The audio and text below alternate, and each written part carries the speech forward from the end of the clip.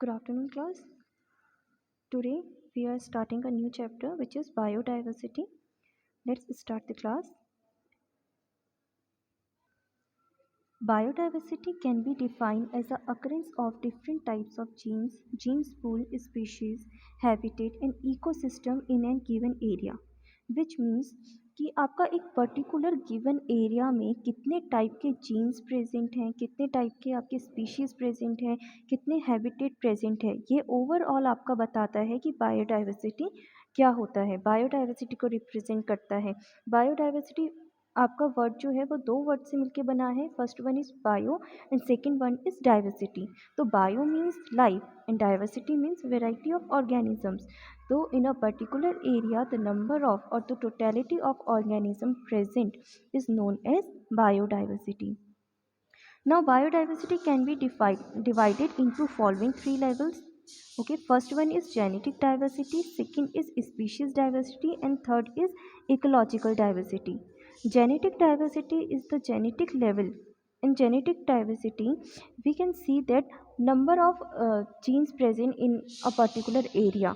Okay, कि एक particular area में कितने हमारे जेनेटिक मटेरियल है, कितनी वैरायटी है हमारी जीन्स की, वो हमारा रिप्रेजेंट करती है जेनेटिक डाइवर्सिटी को. स्पीशीज़ डाइवर्सिटी हमारा जो होता है वो हमारा रिप्रेजेंट करती है कि हमारे स्पीशीज़ वैरायटी ऑफ स्पीशीज़ कितनी प्रेजेंट है एक पर्टिकुलर एरिया में. इकोलॉजी डाइवर्सिटी की बात करें तो इकोलॉजी डाइवर्सिटी हमारा इकोसिस्टम लेवल को डिफाइन करती है कि हमारे एक पर्टिकुलर रीजन में या पर्टिकुलर जोग्राफिकल रीजन में हमारा कितना बायोडाइवर्सिटी, हमारा कितने हैबिटेट्स आ रहे हैं, वो हमारा इकोलॉजिकल डाइवर्सिटी को रिप्रेजेंट करती है. अब यहाँ पे हम इकोलॉजी डाइवर्सिटी की बात कर रहे हैं तो वो भी हमारा 3 टाइप्स के होते हैं. First one is alpha diversity, second is beta diversity and third is gamma diversity. Alpha diversity represent communities with in diversity, मतलब हमारा वो एरिया जहाँ पे कम्युनिटीज़ एक साथ रहती हैं एक पर्टिकुलर हैबिटेट में, वो हमारा रिप्रेजेंट करता है अल्फ़ा डाइवर्सिटी को. एक पर्टिकुलर डाइवर्सिटी में जब हमारी डिफरेंट स्पीशीज़ रहती हैं एक साथ, तो उनको वो डिफरेंट स्पीशीज़ को हम जब देखते हैं, काउंट करते हैं, तो वो हमारी बीटा डाइवर्सिटी में आती है. और जहाँ पे हम बात करते हैं गामा डाइवर्सिटी की, तो ये हमारा रेफ़र करता है कि जितना भी हमारा कोई पर्टिकुलर हमने जोग्राफिकल एरिया लिया है, तो उस जोग्राफिकल एरिया में हमारे नंबर ऑफ़ हैबिटेट कितने आते हैं, नंबर ऑफ़ इकोसिस्टम कितने आते हैं, वो रिप्रेजेंट करता है हमारा गामा डाइवर्सिटी को. Now the next topic is patterns of biodiversity. हमारी जो बायोडाइवर्सिटी हैं उसके पैटर्न क्या क्या हैं. First is latitudinal gradients. Latitudinal gradients क्या होते हैं? लैटिट्यूडनल ग्रेडियंट में जब हम बातें करते हैं स्पीशीज़ की, तो जैसे जैसे हमारे पोल्स रीजन होते हैं, उतना जितना हम पोल के पास की बात करेंगे, एरियाज़ के पास की बात करेंगे, उतना ही जो डाइवर्सिटी होगी हमारी स्पीशीज़ की वो डिक्रीज़ होती जाएंगी. ये हमारा डिपेंड करता है कि वहाँ पे किस तरीके का पोलर रीजन है, किस तरीके का वहाँ पे टेम्परेचर है, इसके अकॉर्डिंग वहाँ पे स्पीशीज़ रिचनेस कितनी है, डाइवर्सिटी कितनी है स्पीशीज़ की, ये सब हम लैटिट्यूडनल ग्रेडियंट्स में देखते हैं.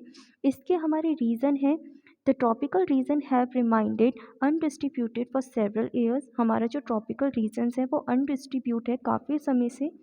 This result in a diversification of species in a tropic. तो वहाँ पे हमारा जो डाइवर्सिफिकेशन है वो भी हमारा नहीं होता ठीक से. The environment in the tropics is more predictable and constant. वहाँ का इन्वायरमेंट हमारा मोस्टली कॉन्स्टेंट रहता है. ठीक है, this is yet another reason for increasing species diversity. The solar energy adds to higher productivity and help in increasing biodiversity in the tropics. जहाँ पे भी हमारे बायोडाइवर्सिटी में जो हमारी सोलर एनर्जी है वो उसकी प्रोडक्टिविटी ज़्यादा होगी, वो हमारी अच्छे से पड़ेगी, तो वहाँ उस एरिया की प्रोडक्टिविटी भी ज़्यादा होगी. सेकेंड हमारा पैटर्न जो है वो है species area relationship. Species area relationship नाम में ही रिप्रेजेंट कर रहा है कि हमारे किसी भी रीजन में जो हमारी स्पीशीज़ होगी वो उस एक पर्टिकुलर एरिया में जो स्पीशीज़ प्रेजेंट है उनके बीच में किस तरीके का रिलेशन है. ठीक है, कि मतलब एरिया है और वहाँ पे स्पीशीज़ रिचनेस कितनी है, वो रिप्रेजेंट करता है हमारा स्पीशीज़ एरिया रिलेशनशिप को.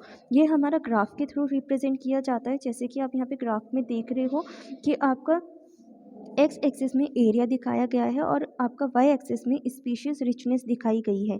इसमें आपको कई फैक्टर्स दिए हैं, जैसे कि आपका log s is equal to log c plus z log a। ये आपका स्केल दिखाता है कि आपकी स्पीशीज़ की रिचनेस कितनी है। एस इसमें रिप्रेजेंट कर रहा है स्पीशीज रिचनेस को, ए आपका रिप्रेजेंट करता है एरिया को, जेड आपका रिप्रेजेंट करता है स्लोप ऑफ द लाइन को, वाई आपका रिप्रेजेंट करता है इंटरक्रिप्ट को। तो आप देख रहे हो कि यहाँ पे जो आपका ग्राफ है रिप्रेजेंट कर रहा है कि आपका जितना भी आपकी स्पीशीज़ रिचनेस है वो आपकी डिपेंड करती है कि आपका कितना एरिया है और एरिया में आपका कितना ज़्यादा फेवरेबल कंडीशंस हैं, उसमें आपका ये डिपेंड करता है। नेक्स्ट है आपका loss of biodiversity. Loss of biodiversity क्या है कि आपका किन किन फैक्टर्स की वजह से आपकी डाइवर्सिटी में लॉस हो रहा है, डाइवर्सिटी का लॉस हो रहा है। ठीक है, जैसे कि पहला है आपका loss of biodiversity in a region can be led to. ठीक है, किस रीजन्स की वजह से बायोडाइवर्सिटी हो सकती है। फर्स्ट ऑफ ऑल आपका जो इन्वायरमेंटल इश्यूज़ हैं, जैसे कि ड्राफ्ट हो गया, पॉल्यूशन हो गया, ग्लोबल वार्मिंग हो गया, ओजोन लेयर डिप्लीशन हो गया, ये जितने भी आपके इन्वायरमेंटल इशू हैं इनकी वजह से भी क्या होता है, आपका बायोडाइवर्सिटी में लॉस होता है। आपका जो प्लांट प्रोडक्शन है, कल्टीवेशन है, एग्रीकल्चर है, ये जितने भी आपके फिनोमिनास हैं, जितने भी आपके ये मेथड्स हैं, इनका यूज़ अगर प्रॉपर तरीके से नहीं होगा, जैसे कि आप लोगों को पता है आज के टाइम पे क्या होता है कि जब हम कोई कल्टीवेशन करते हैं, एग्रीकल्चर करते हैं, तो हम बहुत सारे केमिकल्स का यूज़ करते हैं ताकि हमारी जो क्रॉप है वो अच्छी ग्रो हो और वो जल्दी ग्रो हो, उसमें वेजिटेबल्स वगैरह ज़्यादा आए। बट वो केमिकल के यूज़ करने की वजह से क्या होता है कि जो हमारी सर्टेनिटी है, जो हमारी फर्टिलिटी है सॉइल की, वो क्या होती जा रही है, कम होती जा रही है, और जिसकी वजह से हमारे इन्वायरमेंट, हमारी बायोडाइवर्सिटी को भी लॉस हो रहा है। ठीक है, डिजीज़ेज़ हो गए कि हमारे जो इन्वायरमेंट में डिजीज़ेज़ होते हैं उनकी वजह से हो गया, जो हमारा वाटर यूज़ है पेस्ट की वजह से। ठीक है, ये सब कुछ रीज़न्स हैं जिनकी वजह से हमारा किसी ना किसी तरीके से बायोडाइवर्सिटी में लॉस हो रहा है। स्पीशीज़ की वजह से भी होता है। ठीक है, ह्यूमन पॉपुलेशन इंक्रीज़ होने की वजह से भी होता है, पॉल्यूशन की वजह से भी होता है। तो ये सारे कुछ की फैक्टर्स हैं जिनकी वजह से लॉस ऑफ बायोडाइवर्सिटी कॉज हो रहा है। नेक्स्ट है आपका following are the causes of loss of biodiversity. कुछ आपके और भी कॉजेज़ हैं जिनकी वजह से आपका बायोडाइवर्सिटी का लॉस हो रहा है। फॉर एग्जांपल फर्स्ट है habitat loss and fragmentation. Habitat loss में आपका क्या होता है कि जब आप ज़्यादा अमाउंट में किसी हैबिटेट का मिसयूज़ करते हो। ठीक है, जब आप किसी हैबिटेट को आप यूज़ के लिए यूज़ नहीं कर रहे हो बट मिस यूज़ के लिए यूज़ कर रहे हो, तो उससे भी क्या कॉज होता है, आपका हैबिट बायोडाइवर्सिटी में लॉस होता है। एक ही लैंड पे आप बार बार कल्टीवेशन कर रहे हो, कल्टीवेशन कर रहे हो, केमिकल्स का यूज़ कर रहे हो, तो उससे भी क्या होगा, आपकी बायोडाइवर्सिटी को नुकसान पहुंचेगा। ओवर एक्सप्लॉयटेशन, जब आप जैसे कि आपकी पॉपुलेशन इंक्रीज़ हो रही है। ठीक है, पॉपुलेशन इंक्रीज़ होगी तो हमारी डिमांड्स भी इंक्रीज़ होगी, हमें फूड भी चाहिए, शेल्टर भी चाहिए, हमें अपनी नीड्स के लिए टेक्नोलॉजीज़ वगैरह ये सब चीज़ें चाहिए। अब हम क्या करते हैं कि अपने चीज़ों फॉरेस्टेशन ये सब चीज़ें फैक्टर्स हो रहे हैं, बट ये सब क्या है, हमारे बायोडाइवर्सिटी को लॉस कर रहे हैं। हम ये नहीं देखते, हम अपनी नीड के लिए चीज़ों को यूज़ कर रहे हैं बट उसके रिप्लेसमेंट में हम ग्रो नहीं कर रहे हैं। नेक्स्ट है आपका एलियन स्पीशीज़ इन्वर्जन। आपका एलियन स्पीशीज़ को हम एक्सोटिक स्पीशीज़ भी बोलते हैं और इन्वेसिव स्पीशीज़ भी बोलते हैं। ये वो स्पीशीज़ होती हैं जो आपकी दूसरी जगह से आती हैं, माइग्रेशन के थ्रू आपकी फॉरेन से आती है आपके यहाँ, और वो हमारी बायोडाइवर्सिटी में वो रुकी हुई है, रह रही है, वहाँ के हैबिटेट को लॉस पहुँचाती है, वहाँ की स्पीशीज़ को लॉस पहुँचाती है। इस तरीके की स्पीशीज़ को हम इन्वेसिव स्पीशीज़ बोलते हैं या एलियन स्पीशीज़ बोलते हैं। फॉर एग्ज़ाम्पल मूवी थी टार्ज़न। ठीक है, उसके लिए यहाँ से फ्लोरिडा मंकीज़ को लेके गए थे। जब वो मंकीज़ को लेके गए थे तो वो वहाँ से शूटिंग से भाग गए थे और वो वहीं के जंगलों में रहने लग गए थे। अब वो जब वहाँ पे रहने लग गए तो वो अपने सर्वाइवल के लिए वहाँ की चीज़ों को खाने लग गए। ठीक है, तो एक तरीके से वहाँ पे क्या हुआ, हैबिटेट का लॉस हुआ। ठीक है, और वो वहाँ की क्या बन गई, एलियन स्पीशीज़ बन गई।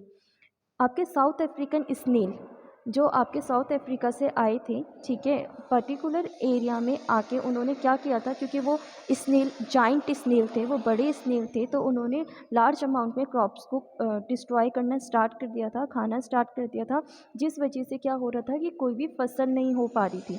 ठीक है, तो क्या हुआ था कि कहाँ से आए थे जाइंट स्नेल? साउथ अफ्रीका से आए थे, और वो जिस पर्टिकुलर रीजन पे आए थे वहाँ की उन्होंने जो जितना भी एग्रीकल्चर है उसको ख़राब करना स्टार्ट कर दिया था। इस वजह से क्या हुआ था, वहाँ पे हैबिटेट लॉस हुआ था। ठीक है, तो वो भी एक एग्जांपल है किसका, इन्वेसिव स्पीशीज़ का।